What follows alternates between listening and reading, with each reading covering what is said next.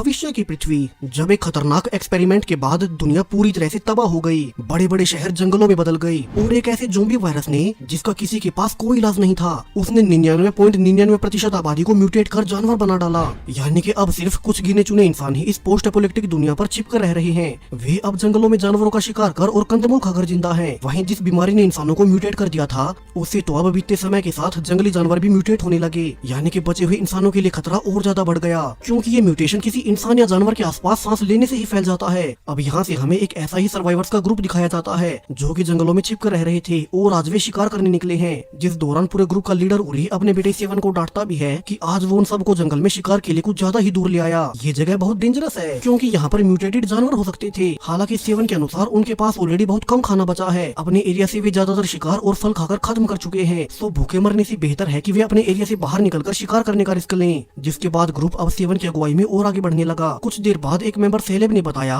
कि उसने थोड़ी ही आगे एक जानवर को भागते देखा था। तो वे शिकार के लिए तैयार हो जाएं और तभी उन्हें किसी जानवर की आवाज आती है और सभी उसे मारने के लिए उसके पीछे भागने लगे। लेकिन उनकी बुरी किस्मत कि ये तो एक म्यूटेटेड स्लोथ था। दरअसल स्लोथ हजारों साल पहले से ही पृथ्वी से एक्सटिंक्ट हो चुके थे, मगर अभी म्यूटेट होकर फिर से पृथ्वी पर कैसे आ गए, ये एक बहुत बड़ा राज है जो कि हमें आगे पता चलेगा। अब वो स्लोथ अटैक कर देता है। हालांकि सभी स्किल्ड फाइटर्स थे और वे साथ मिलकर आखिरकार उसे मार ही देते हैं। लीडर उरी से बहुत खुश हुआ क्योंकि काफी लंबे समय के बाद उनका कबीला आज पेट भरकर खा पाएगा। कि तभी पीछे से उनका एक और साथी आता है जिसे कि शायद से किसी म्यूटेटेड इंसान यानी कि इस समय के ज़ोंबी ने काट लिया था और अब वो भी धीरे धीरे ज़ोंबी में ही बदलने लगा। सुनना चाहते हुए भी उन्हें उसे मारना ही पड़ता है। फिर सभी जल्दी से वापस अपने कबीले की ओर जाने लगे क्योंकि यहाँ आसपास और ज़ोंबीज हो सकते हैं। हालांकि किसी ने ध्यान नहीं दिया कि एक अनजान आदमी छिपकर उन सबको देख रहा था। वहीं जब बाकी सब वापस अपने कबीले में लौटते हैं तो सेवन की गर्लफ्रेंड डोरेल खुशी से उसे ग्रीट करती है कि वह इतना बड़ा शिकार करके लाया। वहीं पीछे से केलब उन्हें देखकर दुखी था क्योंकि वह अंदर ही अंदर डोरेल को चाहता है। केलब की बहन मीरू उसे चिढ़ाती भी है कि डोरेल उसे कभी नहीं मिलेगी। दरअसल पूरे कबीले में सिर्फ केलब और मीरू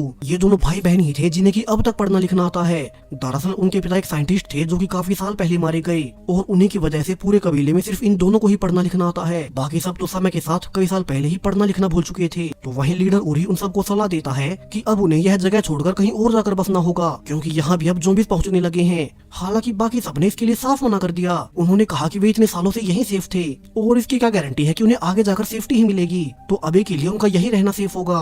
तभी सेलेब ने भी कहा कि वे पृथ्वी के आखिरी सर्वाइवर्स नहीं हो सकते। बाहर की दुनिया में और भी कोई इंसानी ग्रुप अब तक जिंदा ही होंगे, तो उन्हें यहाँ से निकलकर उन्हें ढूंढना चाहिए जैसा कि उसके वैज्ञानिक पिता का मानना था। लेकिन केलब के कहने के बावजूद कोई भी कबीले वाला इस जगह को छोड़ने को तैयार नहीं होता और लीडर उरी को भी यही फैसला मानना पड़ता है। वहीं अब शाम को केलब ने अपनी बहन से कहा कि वो खुद अकेला यहाँ से और सर्वाइवर्स को ढूंढने बाहर निकलना चाहता है क्योंकि उनके पिता का भी मानना था कि बाहर और भी सभ्यताएं जिंदा हो सकती हैं। हालांकि केलब की बहन मीरू उसे ऐसा करने से मना भी करती है मगर वो नहीं मानता और वो अकेला ही कबीले को छोड़कर रात को निकल गया। लेकिन जब वो थोड़ी दूर गया ही था कि उसे रास्ते में बहुत सारे ज़ोंबीज अपने ग्रुप की दिशा में भागते हुए नजर आते हैं। सो वो अब अपने लोगों की मदद के लिए वापस जाने लगा कि अब तक तो ज़ोंबीज ने उनके ठिकाने पर पहुंचकर सब पर अटैक कर दिया। यहाँ ग्रुप के मेंबर्स उनसे लड़ भी रहे थे, वे काफी ट्रेंड थे मगर इस बार ज़ोंबीज की संख्या बहुत ज्यादा होने से वे एक एक कर काटे जाने लगे।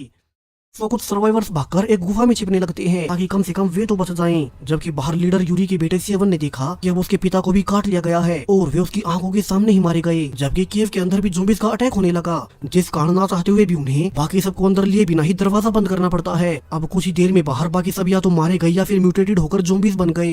यानी कि अब सिर्फ सेवन, डोरेल और केलब भी जिंदा बचे थे कि तभी डोरेल पर भी एक ज़ोंबी अटैक कर देता है। लकीली केलब के पास होने से वो जल्दी से डोरेल को बचाते हुए उस ज़ोंबी को मारता है। जिसके बाद अब तीनों ने रियलाइज किया कि केव को तो चारों ओर से बहुत सारे ज़ोंबीज ने घेर रखा है और वे अंदर नहीं घुस सकते। अब सेवन ने कहा कि उसके पिता यहाँ के लीडर थे, सो अब उनके मरने के बाद अब वो ही नया लीडर है और वो अपने साथियों को बाहर नहीं छोड़ सकता। लेकिन केलब ने समझाया कि वे अकेले सबको नहीं बचा पाएंगे और अभी तो उन्हें यहाँ से बाहर निकलकर मदद ढूंढनी चाहिए। डोरिन ने भी यही कहा कि यहाँ बेवजह मरने से अच्छा होगा कि वे कोई मदद ढूंढे, जिसके बाद सेवन इसके लिए मान ही गया और तीनों केलब के बताए रास्ते पर आगे बढ़ने लगते हैं। वे कई घंटे चलने के बाद जब नदी पर रुककर पानी पी ही रहे थे तभी फिर से वही आदमी उन्हें छिपकर देखने लगता है जो कि पहले उन पर नजर रखे हुए था। वहीं उससे बेखबर सेवन केलब के बैग से बुक निकाल कर देखता है और पूछता है कि ये क्या चीज है। केलब ने बताया कि यही उसके पिता का उसके और उसकी बहन के लिए सबसे बड़ा तोहफा था। उन्हीं ने दोनों को पढ़ना लिखना सिखाया और शायद से वे दोनों इस पृथ्वी के आखिरी पढ़े लिखे इंसान बचे हैं जो लॉजिकली हर चीज पर रिसर्च करते हैं। यहाँ वे बातें कर ही रहे थे कि तभी उन्हें पीछे से एक ज़ोंबी दिखाई देता है तो तीनों जल्दी से उसे दूर भागने लगे। हालांकि ये कोई और नहीं बल्कि सेवन का पिता उरी ही था जो कि अब एक ज़ोंबी की काटे जाने के बाद खुद ज़ोंबी बन गया, इसलिए सेवन उन पर वार भी नहीं कर पाता। मगर पीछे से वही आदमी आदमी जो कि अब तक छिपा हुआ था वो खुद ज़ॉम्बी उरी पर हमला कर तीनों को बचा लेता है। उसने सामने आकर सबको बताया कि उसका नाम अमाल है और उन तीनों को बिना झिझक के इन ज़ॉम्बीज़ को मारना सीखना होगा, क्योंकि अब उनमें कोई भी इंसानों वाली चीज नहीं बची। कि असल में वो आसपास घूमकर देख रहा था कि यहाँ उस जितने और कितने सर्वाइवर्स बचे हैं, और तभी उसे उनका ग्रुप मिला। अब अमाल पहले तीनों की नाक चेक करता है, क्योंकि ज़ॉम्बी इन्फेक्शन का सबसे बड़ा लक्षण यही है कि उनकी नाक से खून आने लगता है। वहीं अगर कोई इन्फेक्टेड इंसान उन्हें काट ले तो वे भी रैपिडली ज़ॉम्बी में बदल जाएंगे। इसके अलावा अगर वे किसी इन्फेक्शन वाले आदमी के पास सांस भी ले तो भी सांसों के जरिए उनके इन्फेक्टेड होने का खतरा रहता है। हालांकि फिर वो प्रोसेस काफी ज्यादा स्लो और दर्दनाक होगा। अमाल अब तीनों को अपने साथ अपने घर ले जाते हुए बताने लगता है कि कैसे वो खुद इस ज़ॉम्बी इन्फेक्शन से इम्यून हो चुका है, क्योंकि कुछ साल पहले एक साइंटिस्ट ने एक स्पेशल पाउडर बना लिया था जो कि इस ज़ॉम्बी वायरस से इम्यून कर देता है। लेकिन फिर वो साइंटिस्ट खुद मारा गया और उसके पास मौजूद थोड़ा बहुत पाउडर बाकी लोगों ने लूट लिया। अमाल तीनों को नदी क्रॉस कराते हुए और बताने लगा कि इसलिए उसने अपना घर पानी की दूसरी ओर बनाया है, क्योंकि ज़ॉम्बीज़ पानी से डरते हैं, इसलिए कभी उसके घर तक नहीं पहुंच पाते। तीनों ही मेंबर्स अब अमाल के पीछे पीछे काफी लंबा सफर तय कर फाइनली एक पुराने खंडर तक जा पहुंचे, जहां कि अमाल अपनी पत्नी नीना और अपने बेटे के साथ रहा करता था। हालांकि अब नीना अपने पति अमाल से नाराज थी, क्या पता इन तीनों में से कोई ज़ॉम्बी वायरस से इन्फेक्टेड हो। तभी अमाल ने कहा कि अगर उन्हें इंसानी सभ्यता को बचाना है तो इतना रिस्क तो लेना ही होगा। जिसके बाद अब तीनों को खाना खिलाते हुए अमाल उन्हें सारी सच्चाई बताने लगा कि पृथ्वी पर इस ज़ॉम्बी एपोकलिप्स की शुरुआत कैसे हुई, और ये सारी सच्चाई अमाल को खुद उसके पिता ने बताया था। दरअसल इंसानों ने तरक्की करते हुए बड़ी बड़ी खोजें करना शुरू कर दी, और फिर समय के साथ उन्होंने सोचा कि क्यों न वे पृथ्वी के उन जीवों को फिर से प्रेजेंट में ले आए जो कि हजारों लाखों साल पहले ही एक्सटिंक्ट हो गए थे। फिर उन्होंने कई सालों की मेहनत के बाद एक टाइम मशीन बना ही ली, जिससे कि वे पास्ट से कुछ भी प्रेजेंट में ला सकते थे। लेकिन उन्हें अंदाजा तक न था कि समय के साथ छेड़छाड़ करने से कितने बड़े खतरे हो सकते हैं। इस टाइम ट्रेवल के दौरान वे सिर्फ जीवों को नहीं बल्कि साथ ही ऐसी ऐसी खतरनाक बीमारी को भी ले आए जिनके लिए एवोल्यूशन के कारण इंसानी शरीर रेडी ही नहीं थे। इस कारण फ्यूचर में उनके संपर्क में आते ही इंसानों का ब्रेन डेड हो जाता है और वे जानवरों की तरह ज़ॉम्बीज़ बनकर एक दूसरे को खाने लगते हैं। फिर धीरे धीरे ये ज़ॉम्बी इन्फेक्शन पूरी दुनिया में फैल गया और सब ज़ॉम्बीज़ बन गए। अमाल ने आगे ये भी बताया कि केलेब का पिता ही आखिरी साइंटिस्ट था जो कि इन सब पर रिसर्च कर रहा था। उसी ने इस ज़ॉम्बी वायरस का एंटीडोट भी बना लिया था, जिसे कि खाकर कोई भी नॉर्मल इंसान इस इन्फेक्शन से इम्यून हो सकेगा। हालांकि जो इंसान ऑलरेडी म्यूटेटेड हो चुके हैं उन पर इसका कोई इफेक्ट नहीं होता, लेकिन अगर कोई इंसान पूरी तरह से बदला ना हो और वो ज़ॉम्बी इन्फेक्शन की शुरुआती स्टेजेस में हो तो उसे वो पाउडर देकर बचाया जा सकता है। अमाल ने यहाँ केलेब के पिता के बारे में बताया कि वे बहुत खुश थे कि वो जंगल में वापस जाकर अपने बच्चों और बाकी सबको वो पाउडर देकर सेव कर देगा। लेकिन इसके पहले ही एक बड़े ग्रुप के लीडर जो कि यहाँ से काफी दूर एक शहर में रहते हैं, उनके लीडर के गन ने उनसे वो पाउडर ही छीन लिया और केलेब का पिता और पाउडर बना पाता उसके पहले ही एक ज़ॉम्बी जानवर के हमले में वे खुद भी मारे गए और उन्हीं के साथ वो फॉर्मूला भी खत्म हो गया जिससे कि इंसान ज़ॉम्बी बनने से बच सके। इसलिए ही अमाल जंगलों में घूम घूम कर उनके ग्रुप को ढूंढ रहा था, क्योंकि उसे पता था कि उस साइंटिस्ट के 2 बच्चे इस ग्रुप में होंगे और शायद उन्होंने अपने बच्चों के पास कोई ऐसी डिटेल छोड़ी हो जिसमें कि ज़ॉम्बी वायरस का एंटीडोट छुपा हो। अब केलेब ने कहा कि हाँ उनके पास उनके पिता की किताब तो है, मगर उसमें इस ज़ॉम्बी वायरस का कोई एंटीडोट का फॉर्मूला नहीं। लेकिन अगर अमाल उन्हें थोड़ा सा पाउडर दिलवा दे तो शायद से वे उसे देखकर और बनाने का फॉर्मूला ढूंढ सकते हैं, यानी कि वे एंटीडोट फिर से बना पाएंगे। अब यहाँ से फैसला किया गया कि वे सब मिलकर कल सुबह उसी शहर की ओर निकलेंगे जहाँ की गेगन का ग्रुप रहता है और उसी के पास आखिरी बचा हुआ एंटीडोट होगा। अब रात होने पर तीनों को इतनी तो राहत थी कि उन्हें फाइनली इस ज़ॉम्बी वायरस से निजात पाने की एक उम्मीद मिल चुकी है। हालांकि केलेब, सेवन और डोरेन को एक साथ में देख बहुत दुखी था, क्योंकि वो खुद डोरेन को बहुत पसंद करता है। वहीं दूसरी ओर उसी गुफा में बाकी सर्वाइवर छुपे हुए थे और बाहर से उन्हें ज़ॉम्बीज़ ने घेर रखा है। सो मीरू जो कि केलेब की बहन है, उसने कहा कि उन्हें जल्द ही कुछ करना होगा, वरना ऐसे तो जल्द ही बाहर के ज़ॉम्बीज़ इस दरवाजे को तोड़कर अंदर आने लगेंगे। सो अब कुछ लोग गुफा के पीछे से पत्थर हटाने लगते हैं ताकि उन्हें वहाँ से निकलने का रास्ता मिल जाए। तो अब मीरू दूर लोगों के साथ अंदर चली गई और तब तक बाकी लोगों को यहीं रुकने का कहती है। हालांकि इसके आखिर में भी अब सिर्फ नीचे पानी ही भरा था और बाहर निकलने का कोई रास्ता नहीं। तो मीरू अकेली ही पहले पानी के अंदर जाकर बाहर निकलने का रास्ता देखने का फैसला करती है। हालांकि वो कुछ ही सेकंड्स में वापस भी आ गई और उसके शरीर से काफी सारी लीचीज चिपकी हुई थी। सो उसके बाकी के साथी उसके शरीर से लीचीज को हटाते हैं और मीरू फिर से पानी में जाकर रास्ता देखने लगी, क्योंकि अभी तो उनके पास बाहर जाने का और कोई ऑप्शन नहीं था। वहीं अंदर केव में जब एक आदमी दरवाजे के बाहर देख ही रहा था कि अब उन्हें बाहर कोई ज़ॉम्बी नहीं दिखाई दे रहा कि अचानक से एक ज़ॉम्बी ने उसके हाथ को ही काट लिया। हालांकि उन्होंने उस ज़ॉम्बी को तो मार दिया, लेकिन अब अंदर वाले आदमी को भी पता था कि वो उस ज़ॉम्बी के काटे जाने से अब खुद भी ज़ॉम्बी बन जाएगा। वहीं अंदर मीरू के साथ बाकी दोनों ने भी पानी को पार कर लिया और फाइनली उन्हें ऊपर चढ़कर बाहर जाने का रास्ता मिल ही जाता है। लेकिन जब वे ऊपर चढ़ ही रहे थे कि अब ऊपर से भी ज़ॉम्बीज़ ने उन्हें ढूंढ ही लिया और वे जल्दी से अंदर कूदकर उन्हें काटने दौड़ते हैं। इसी बीच वापस आते हुए मीरू के एक साथी का पैर भी टूट गया। सो वो बाकी दोनों को वहाँ से जाने को कहता है और जब तक वे ज़ॉम्बीज़ नीचे आए तो वो उन्हें खुद को काटने देगा। जिसके बाद मीरू और उसका एक और साथी फाइनली वापस से पानी में कूदकर गुफा के अंदर ही निकल गए। वहीं बाकी के ज़ॉम्बीज़ चूंकि पहले से पानी से डरते हैं तो वे और आगे नहीं जाते। वहीं मीरू अपने एक और साथी के साथ जब वापस गुफा में जाती है तो उन्होंने देखा कि यहाँ तो अब लगभग सभी लोग इन्फेक्टेड हो चुके हैं। उन सभी के नाक से खून आ रहा था, यानी कि पूरे कबीले में सिर्फ मीरू और उसका एक और साथी सेफ बचे। वहीं अगर वे ज्यादा देर तक खुद भी यहीं रुके तो वे खुद भी इन्फेक्टेड हो जाएंगे। तो वहीं दूसरी ओर अब सुबह होते ही अमाल तीनों मेंबर्स को अपनी छोटी सी राफ्ट में शहर की ओर ले जाने लगा, जहाँ सेवन और केलब पहली बार चप्पू चलाना सीखते हैं, क्योंकि वे इससे पहले कभी किसी राफ्ट या बोट में नहीं बैठे थे। अमाल ने उन्हें बताया कि क्या पता गेगन उन्हें कोई पाउडर देगा भी या नहीं, तो उन्हें थोड़ा सतर्क होना होगा। अमाल के अनुसार उसके कुछ साथी भी हैं जिन्हें कि वो शहर में जाने से पहले अपने साथ ले लेगा ताकि वे सब सेफ रहें। चारों अब काफी दूर सफर करने के बाद एक बीकन के पास अपनी राफ्ट को रोकते हैं। वे तीनों इतने ऊंचे टावर को देख बहुत हैरान थे, क्योंकि वे पैदा ही जंगल में हुए थे और उन्होंने इतने ऊंचे स्ट्रक्चर्स पहले कभी नहीं देखे। तो वहीं अब अमाल टावर से अपने साथियों को इकट्ठा होने का इशारा करने ही वाला था कि वो काफी सारे ज़ॉम्बीज़ को अपनी ओर ही आते हुए देखता है। तो उसने बाकी तीनों को, जो कि अभी नीचे ही थे, उसने उन्हें जल्दी से भागकर राफ्ट में जाने को कहा। तब तक वो खुद उन ज़ॉम्बीज़ को यहीं रोक कर रखेगा। हालांकि केलब अमाल को अकेला नहीं छोड़ना चाहता, मगर सेवन उनसे खींच ही लेता है, क्योंकि एक वही था जो कि उस पाउडर को दोबारा बना सकता है। जबकि ऊपर अमाल उन ज़ॉम्बी से लड़ते हुए एक दरार में फंस गया,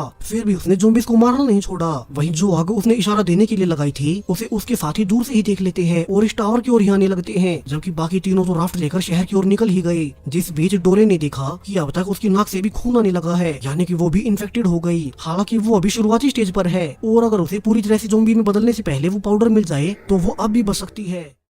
वहीं पीछे अमाल के साथी टावर तक पहुंच चुके थे और अमाल ने उन्हें बताया कि उसने फाइनली उस साइंटिस्ट के बेटे को ढूंढ लिया है, जिसके पास उसके पिता की लिखी एक किताब भी है। तो हो सकता है वो उस पाउडर को देकर और ज्यादा एंटीडोट बना सके। हालांकि यहाँ ज़ॉम्बीज़ के आने से उसे इन तीनों को यहाँ से भगाना पड़ा और अब तक तो वे शहर तक पहुँच भी चुके होंगे। वही तीनों मेंबर्स अब तक पूरे दिन के सफर के बाद शहर पहुँच ही गए, जहाँ की पूरा शहर अब खंडर बन चुका था। हर तरफ पेड़ पौधे उगना शुरू हो गए। तीनों अंदर जाकर भी देखते हैं कि असल में यहाँ बचे हुए सर्वाइवर से उन सब का लीडर गेगन बहुत पूरी तरह से काम लेता है। वो बहुत स्ट्रिक्टली सब कुछ कंट्रोल करता। तो सेवन जल्दी से एक आदमी को पकड़ने दौड़ा ताकि वो यहाँ के लीडर तक पहुँच सके, लेकिन जब तक वो वापस लौटता तो पीछे से केलब और डोरेन दोनों को गेगन के आदमी पकड़ कर ले जा रहे थे। सो सेवन अब दिमाग लगाते हुए उनके सामने नहीं जाता और नजर रखता है कि गेगन उनकी मांग को मानेगा या नहीं। और कुछ देर बाद जब गेगन उन दोनों से मिलने आया तो केलब उसे सब बताता है कि उन्हें और कुछ नहीं, बस उस पाउडर का थोड़ा सा सैंपल चाहिए, क्योंकि वो उसी साइंटिस्ट का बेटा है जिसने की ये पाउडर बनाया था और वो कोशिश करेगा कि इस पाउडर को देखकर इसका फॉर्मूला जान सके और एंटीडोट बना सके ताकि सभी बचे हुए सर्वाइवर्स ज़ॉम्बी से सेफ हो सके।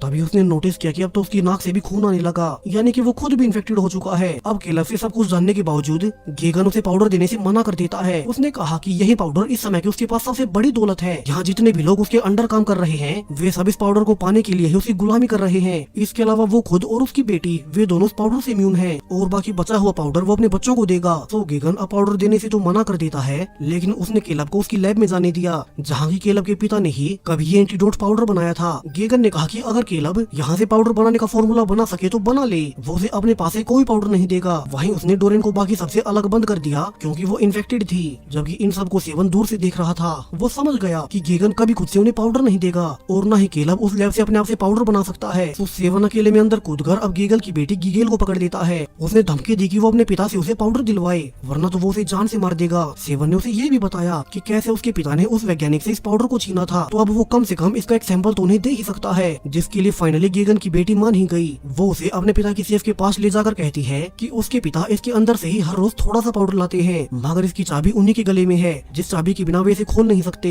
हालांकि सेवन ने नोटिस कर लिया था कि सेफ पर तो डस्ट लगी हुई है, इसे कई सालों से नहीं खोला गया, यानी कि पाउडर इसके अंदर नहीं बल्कि बाहर कहीं छिपाया गया है, जिसके बारे में सिर्फ गेगन को ही पता होगा। लेकिन हर रोज ढूंढने पर भी उसे पाउडर कहीं नहीं मिलता और सेवन सोचने लगा कि वो पाउडर के बारे में पता कैसे करे। तो वही लैब में अब तक केलब को अपने पिता के पेपर्स मिल गए थे, जो सारी रिसर्च उन्होंने कभी यहीं पर की थी। तो अब वो उन पेपर्स को पढ़कर फॉर्मूला तो ढूंढ लेगा, लेकिन उसे भी पता था कि ऐसा करने में कई महीने लग जाएंगे और तब तक डोरेन और वो खुद इन्फेक्टेड होकर मर जाएगा, यानी कि उसे भी गेगन का पाउडर चाहिए ताकि वो जिंदा बच सके। केलब अब इसके लिए फिर से गेगन से मिन्नतें करता है वो थोड़ा सा पाउडर उसे और डोरेन को दे दे और फिर वो ठीक होकर उसके लिए और पाउडर बना देगा। लेकिन गेगन ने कहा कि क्या पता वो पाउडर बना पाएगा भी या नहीं, वो अपने सबसे बड़े खजाने को लेकर कोई रिस्क नहीं ले सकता। कि तभी गेगन के पास उसकी बेटी भागती हुई आई और वो सेवन के प्लान के अनुसार झूठ बोलती है कि कोई घुसपैठिया उनकी सेफ में घुसकर पाउडर को चुरा रहा है। और ये सुनते ही गेगन जल्दी से वहीं भागा। हालांकि उसे यहाँ कोई नहीं मिलता, लेकिन फिर भी वो अपनी तसल्ली के लिए पाउडर को निकालकर चेक करने लगता है। अभी ऊपर से छिपी हुई सेवन ने सब देख लिया कि कैसे गेगन ने अपना सारा पाउडर एक दीवार के अंदर छुपा रखा था। तो तभी वो ऊपर से मारकर उसे बेहोश कर देता है। सेवन तो उसे गुस्से में जान से भी मारने वाला था, लेकिन बीच में गेगन की बेटी ने आकर अपने पिता को बचा लिया। इसके बाद सेवन और गिगेल वहाँ से भागकर डोरेन के गार्ड को बेहोश करते हैं और जल्दी से उसे पाउडर की डोज देते हैं, जिससे कि फाइनली उसकी खराब हालत अब ठीक होने लगी और वो सेफ हो गई। गिगेल यहाँ से बाकी पाउडर को सेवन को देकर उन्हें भागने को कहती है। उसने प्रॉमिस भी लिया कि ये सीख करके और ज्यादा पाउडर कैसे बनाया जाए, वे बाकी पाउडर को सभी में बांट देंगे। इसके लिए सेवन ने हाँ कहा कि वो उसके पिता की तरह इस पाउडर का इस्तेमाल और लोगों को गुलाम बनाने के लिए नहीं करेगा। फिर सेवन जल्दी से डोरेन के साथ लैब में पहुँचता है, जहाँ की वे अब गार्ड्स को मारकर आखिरी वक्त पर केलब को भी पाउडर दे ही देते हैं। केलब जो कि कुछ ही सेकंड्स में ट्रांसफॉर्म होने वाला था, वो भी फाइनली बच ही गया और तीनों जल्दी से भागकर शहर के बाहर निकलने लगते हैं ताकि वे इस पाउडर के साथ राफ्ट से निकल जाएं। जबकि गेगन के बाकी गार्ड्स उनका पीछा कर रहे थे। अब तीनों किसी तरह से उनसे बचते हुए राफ्ट पर आ ही गए और वे जल्दी से पानी में आगे बढ़कर एक दूसरे किनारे पर उतरकर पैदल ही आगे बढ़ने लगते हैं, क्योंकि उन्हें पता था कि पानी में तो गेगन और उसके गार्ड्स उन्हें पकड़ ही लेंगे। मगर अब जब वे खाई को रस्सियों के बने पुराने ब्रिज से क्रॉस कर ही रहे थे कि अब तक गेगन अपने साथियों के साथ उन तक पहुंच ही जाता है। वे उन पर एरो से वार करने लगी। गेगन ने कहा कि वे उसे उसका पाउडर वापस दे दें, वरना वे तीनों मारे जाएंगे। जिस बीच वे एक एरो को केलब के पैर में भी मार देते हैं। अब सेवन जल्दी से केलब को ब्रिज पार करवाकर डोरेन से कहता है कि वो खुद अकेला यहीं रुककर गेगन और उसके गार्ड्स को रोकेगा, क्योंकि अभी के लिए तो केलब का सुरक्षित रहना पूरी मानव जाति के लिए जरूरी है। तो अब डोरेन को केलब के साथ आगे भेजकर सेवन खुद अकेला पीछे रहकर ब्रिज को ही काटने लगता है। इसी बीच गेगन ने उस पर एरो से वार भी किया और फाइनली सेवन को मार ही दिया। जबकि आगे डोरेन और केलब जो कि गेगन से बचकर भाग रहे थे, उन्हें फाइनली अमाल फिर से मिल ही जाता है। वो सब कुछ जानने के बाद कि दोनों पाउडर को लेकर भाग रहे हैं, अमाल अपने साथियों के साथ दोनों को घोड़ों पर लेकर भागने लगा। वे वापस से केलब के ग्रुप के ठिकाने पर पहुंच गए, लेकिन यहाँ के हाल तो और बुरे हो चुके थे। यहाँ के ज्यादातर लोग तो पहले ही ज़ॉम्बी बन चुके थे। तो अमाल और उसके साथी उन ज़ॉम्बीज़ को मारने लगते हैं। तो वहीं केलब और डोरेन जल्दी से गुफा के अंदर जाकर मीरू और उसके साथ बचे कुछ लोगों को वो पाउडर देने लगे,